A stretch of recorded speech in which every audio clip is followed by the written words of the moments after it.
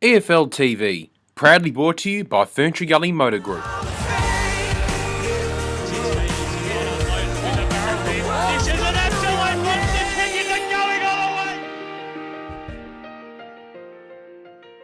Good afternoon and welcome to another edition of the Efl Agenda. I'm Braden Ingram and as always I'm joined by Ray Baird. Good afternoon to you, Ray. Good afternoon, Braden. Great to have you here. I'm glad to be back in the chair again with you. And week 14 of the EFL season coming up. We of course had a bye for some of the teams over the weekend, a bye for some of the teams this weekend.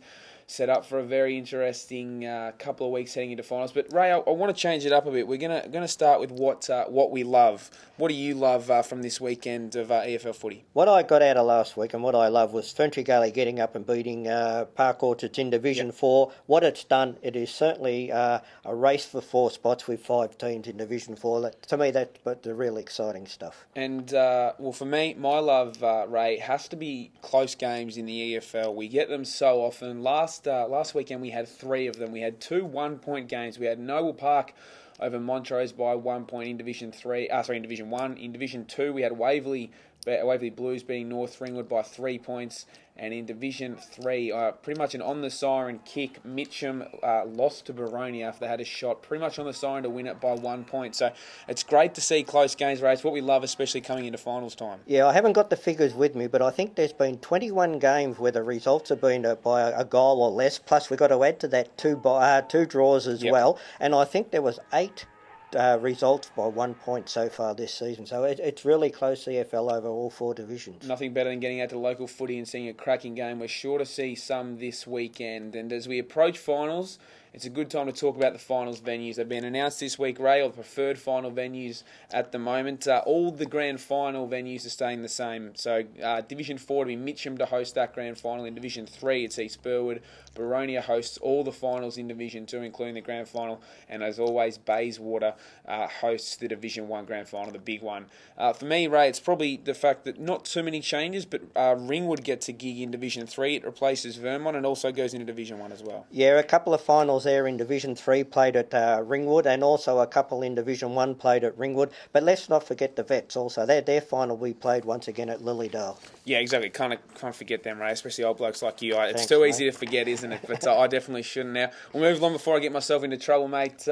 There is a bit of news about as well. It revolves around Donvale. Of course, we know, Ray, they left the league and played and pretty much joined Whitefriars in the VAFA this season after some issues fielding enough of players to get a team on the park.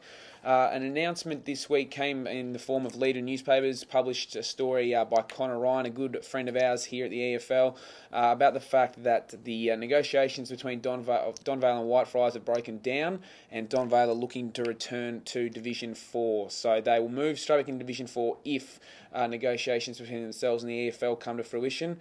A couple of quotes here. The Donvale president in the article, Glenn Brindley, said, "At this point in time, we're in negotiations with the EFL to come back into the EFL to play in Division 4. We strongly believe it's feasible and we're certainly looking forward towards the future.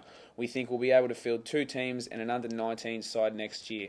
Right, that's what we want to see, isn't it, Ray? That's fabulous news. It's fabulous for Donvale Football Club, and I think it's also fabulous for the Eastern Footy League because, they've been around the Eastern Footy League for quite a few years now, and it's great to have them back as a standalone club, also having Colts playing, and they've still got their juniors running around anyway. The big thing we want to talk about this week, Ray, is coaches. There's been a couple depart, so we want to chat about them first, but we also want to have a little bit of a chat about rankings, how the new coaches have gone. There's plenty in each league.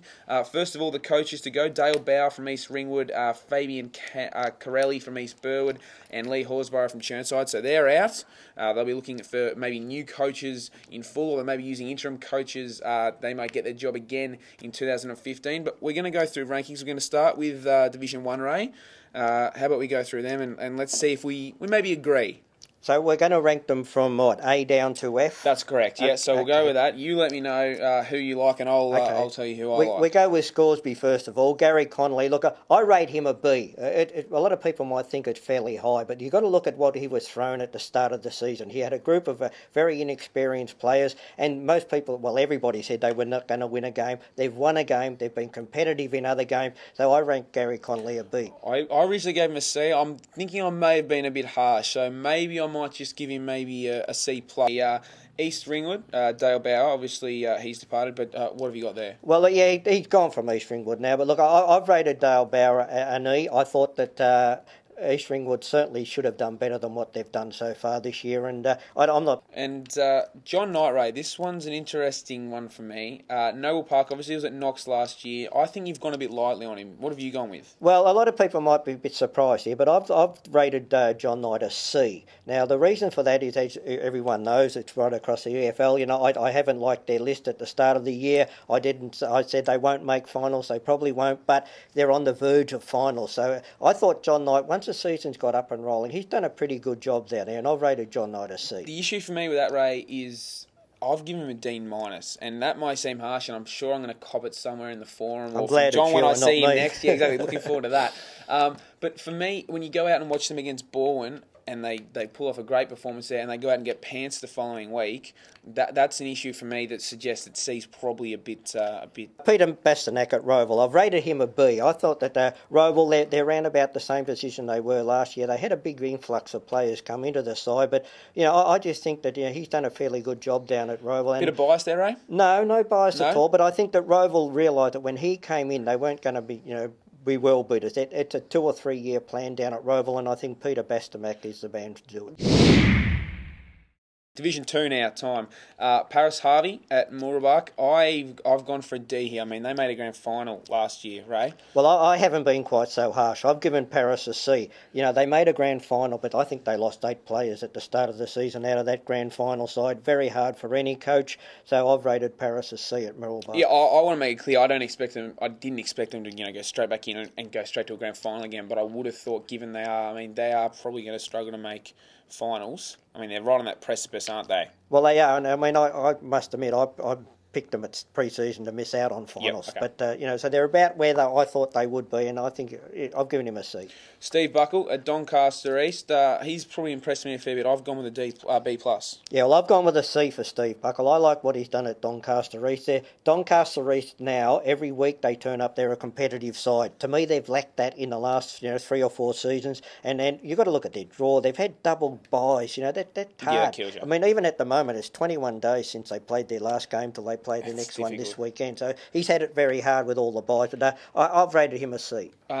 For me, probably one of the most impressive, Waverley Blues, Ben Carbone, B+ for me, just missing out on an A because he's certainly turned that side around a fair bit. Yeah, well, Ben's done a great job down at Waverley Blues. I've rated him a B, just slightly below you. But, to me, once again, Waverley Blues now are a side that turn up every week, and you have to play really well to beat them. Whereas in the past, you've gone there, you know that they're going to hang around for a quarter, maybe half, and then you can shake them off. But no more.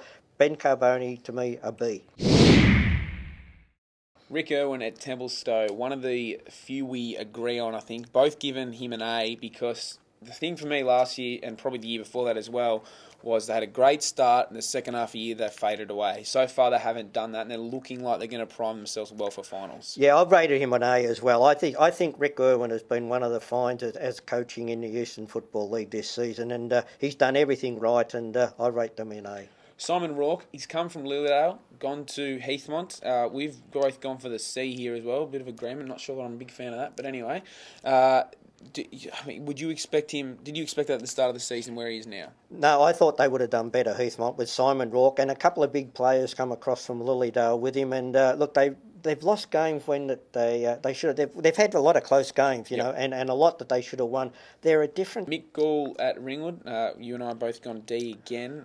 They've just struggled to find any mojo at all this season. Yeah, well, Mick Gall, 10 players come across from Glen Waverley Hawks with him, and they didn't lose a lot, Ringwood, from what their list of last year. I only rated him a D, but I think he's been a little bit disappointing. Last year they seemed to be in games and just missing out. This year they seem to be even further back, don't they? Yeah, they certainly do. And as I say, look, with the influx of players that they got from Glen Waverley Hawks, they really should have been up there playing finals. With Upper Gully's relegation Division 3, Chad Rogers took up the new job, and he's done pretty well. I've given him a B, and he's done well to get them where they are, and they're only half a game outside the five, so there's certainly still a chance of playing finals. Yeah, well, I've rated Chad a B+. I think he's done a fantastic job. A very young side at Upper Gully. I spoke to Chad early in the season, and he said he wasn't looking at playing finals. If they did, it was going to be a bonus. And they've won some great games out there at Kings Park, but Chad Rogers, certainly a B+. And to round out Division 3, Ben Russian, the Whitehorse Pioneers, I've gone with the B+ here just because, look, there's been a couple of disappointing results, I think, and we expect them to do a little bit better, but they're certainly on the improve. Yeah, well, Ben's been at the club before, and he's come back to Pioneers this year. I've rated him a C. As I said, they started the season off, great, won their first 2 games, just went down to Baronia in round 3, but then it was 9 weeks before they got their next victory. Okay, They've got 2 in a row, so you've got to look at those 9 weeks. I know they've been doing some team building in there, but Ben Russian, for me, a C. For me, the reason why I go to B+ is I think there's a lot more upside to come. I think it's just the start, and it's considering it's been so many years of struggle and turmoil, it looks like now they're starting to get on track. Division 4 to round us out here on the EFL agenda, Park Orchards and John Brown. Ray, what have you gone for? Well, I've rated John Brown a B here. Look, he's got a very young, very fast, very enthusiastic side, and they're sitting up there second or third on the ladder. And look, they're certainly going to be a force in the finals. Whether they can win it or not, that's another thing. But I've rated John Brown a B. Michael Tout, Warrandyte, we've both gone for the A here because they're really up and about and charging towards finals. Yeah, well, sometimes it's very hard when a side gets relegated, which Warrandyte did. But look, he mustered the forces down there and got some players back to the club. And I mean, they're sitting on top of the ladder. How much more can he do? Michael Tout, certainly an A. Chris Murphy at Sylvan, they're also in the finals race, and in the last couple of weeks they've really impressed us. Yeah, well, I've rated him, Chris Murphy, also an A there. I think he's done a fantastic job up at Sylvan. For me, this year is the year of the Cat, and I think Sylvan, they'll win the premiership. B+ for me for Chris Murphy. To round out the last couple in Division 4, Liam Doughty, Coldstream. Ray, they've had a fair few issues. He's done all right. Both gone for the C here. Yeah, I've given him a C as well. I think he's done a great job with a very young list, and they're just starting to get a little bit of momentum going now, which you do. Look, what we've got to remember with them is that a lot of their players are playing half a game or a full game in the under-19s and then shaping up to play seniors as well. That's a big ask by young kids. Lee Thompson at Kilsyth. I think they've teased us over the last couple of years, Ray, and they've been there or thereabouts, and we thought this year may be time. But no, we're both pretty flat on them. Yeah, well, I've rated Lee Thompson an E. I thought that Kilsyth certainly should have done better with the list that they've got there. They got 3 or 4 players, including him from Mirrabbark, Division 2 players who played in grand finals last year, and they just really haven't produced. So an E for me. Just quickly to put you on the spot, why? Why do you think? Why do you think that is? Why do you think they've struggled? Is that? I really don't know. To me, I don't know. There's been something amiss down at Kilsyth because, as I said, on paper, you look at their list, they're a very good list, but they just haven't been able to string it together. And to round us out, Rob Crescas at Nunawading. Well, you have to rate him an F. I have to because they've won 1 game, round 1. They haven't done anything else, and look, that's where the football club's at. I've gone for the E. I want to avoid wrath. That's why I haven't given any Fs, Ray. So good luck with that one. I look forward to you copying it during the week. Well, that about wraps it up for another week here on the EFL agenda. Make sure you get out to plenty of local footy on the weekend. Going to be a cracking weekend of football. Ray, thanks very much for your time, mate. Thank you, Braden. Certainly see you on the huddle during the week. On the huddle and also on game day. Very good, mate. And you speak of game day, it's actually Powerade round this week. So make sure you're listening to our game day coverage from 1 p.m. on Radio Eastern 98.1 FM. It is Warrandyte hosting Park Orchards. Warrandyte, their new rooms, sensational facilities out there. Going to be a cracking game. It's first v third. Park Orchards have lost 3 of their last 4, and Warrandyte haven't lost since we last covered these 2 games in the radio game in, I think, round 6. That's right. Thank you, Ray. So it's going to be a cracking game. It certainly was last time, and as I mentioned, it's Powerade round. So on the weekend, you can win a Powerade tennis table. All you have to do is tweet into @FootyEFL and @Powerade, the winner of the radio game between Warrandyte and Park Orchards, and we need the margin. So give us who's going to win the margin. It's closest without going over.